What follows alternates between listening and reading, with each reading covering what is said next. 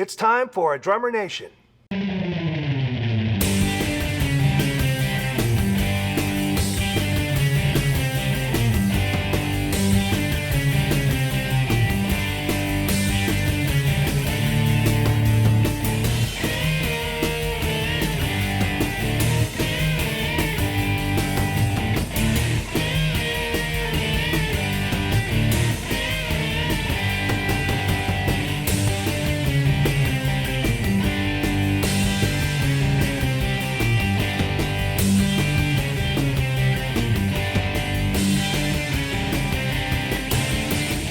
For centuries, cymbals were made by hand in Istanbul, and they're known today as vintage Turkish cymbals.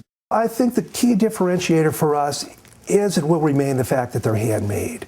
You can use machines and computers to mass produce musical instruments.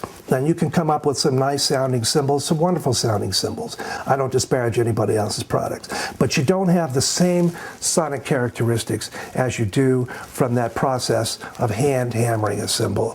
The whole thing is handmade, but of key importance is the hammering techniques. Once they have a cymbal that's ready to be hammered, when you hit that thing, it's like kink, kink, kink. There's nothing much there.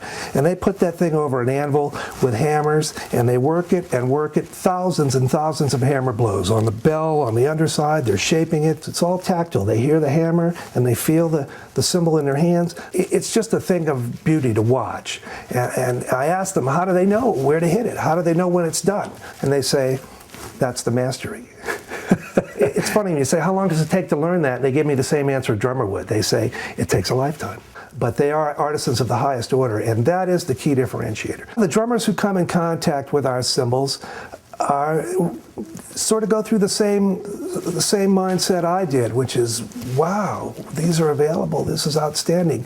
And the other thing is they tell me when they play with a band, the band always notices. The band is used to cymbals that kind of, you know, flatten them or kind of crash through, meant to cut through everything they do, where our stuff is more supportive, like a cushion that the music sits on top of. Over the last few decades, cymbals had gotten so thick to keep up with the demands of music that kept getting louder and louder, that you kind of got the high end of the orchestra, but not the whole spectrum.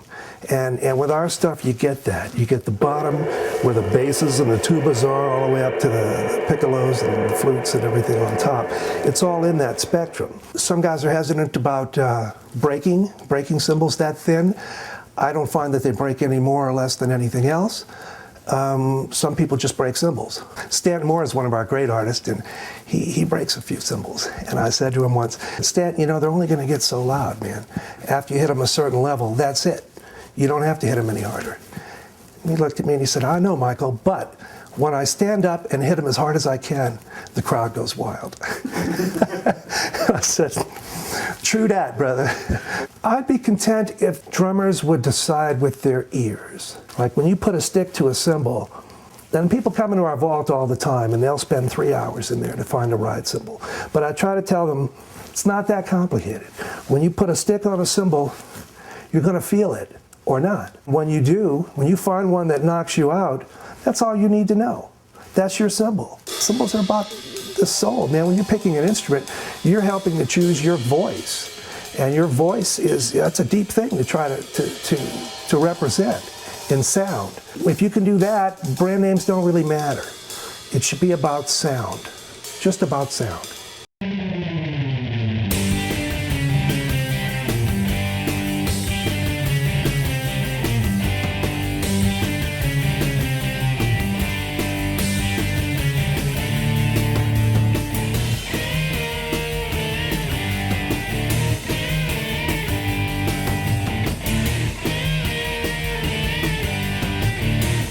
This is your host, Michael Vosbein, and I want to thank our friends at Atlanta Pro Percussion, Danette Classic Drums, Sabian Cymbals, and Classic Drummer Magazine.